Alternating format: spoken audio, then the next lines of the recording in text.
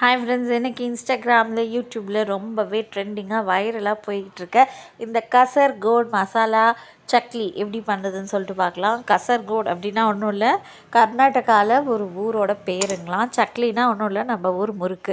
So இது எப்படி பண்ணுறதுன்னு பார்க்கலாம். இதுக்கு நீங்கள் எவ்வளோ முறுக்கு எடுத்துருக்கீங்களோ அதுக்கு கொஞ்சம் ஈக்குவலாக நம்ம பேரிச்சம்பழம் எடுத்துக்கலாம்.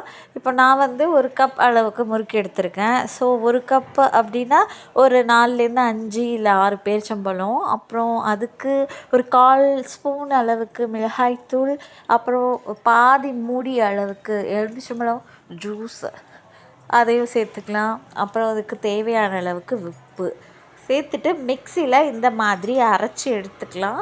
ஸோ கொஞ்சம் லைட்டாக தண்ணி விட்டு அரைச்சிக்கோங்க. இந்த மாதிரி நமக்கு அரைச்சி நம்ம மிக்சி ஜாரில் சேர்த்துட்டு அரைச்சி எடுத்துக்கலாம். இப்போ பாருங்கள், அரைச்ச பிறகு இந்த மாதிரி வந்துருச்சு பார்த்திங்களா, சாஸ் மாதிரி. இப்போது இந்த சாஸை டேஸ்ட் பண்ணி பார்த்தா ரொம்பவே சூப்பராக இருந்தது. சாஸே நல்லா டேஸ்ட்டாக இருந்தது. ஸோ இப்போ என்ன பண்ணலாம், ஒரு பவுலில் முறுக்கை ட்ரான்ஸ்ஃபர் பண்ணிக்கலாம். நம்ம இந்த அரைச்சி வச்சுருக்கிற இந்த மசாலாவையும் இதில் சேர்த்துக்கலாம். சேர்த்துட்டு ஒரு 2 to 3 நிமிஷம் நல்லா ஊற வச்சு சாப்பிடணும். அவ்வளோதான் ஃப்ரெண்ட்ஸ், சூப்பரான கசர்கோட் மசாலா சக்லி ரெடி ஆகிடுச்சு. சும்மா சொல்லக்கூடாது, ரொம்பவே டேஸ்ட்டாக இருந்தது. மறக்காமல் ட்ரை பண்ணி பாருங்கள். எந்த முறுக்கில் வேணாலும் நீங்கள் ட்ரை பண்ணி பார்க்கலாம். ஈவினிங் ஸ்நாக்ஸ்க்கு இது ஒரு பக்காவான ரெசிபி. மறக்காமல் ட்ரை பண்ணி பாருங்கள். தேங்க்ஸ் ஃபார் வாட்சிங் மை video.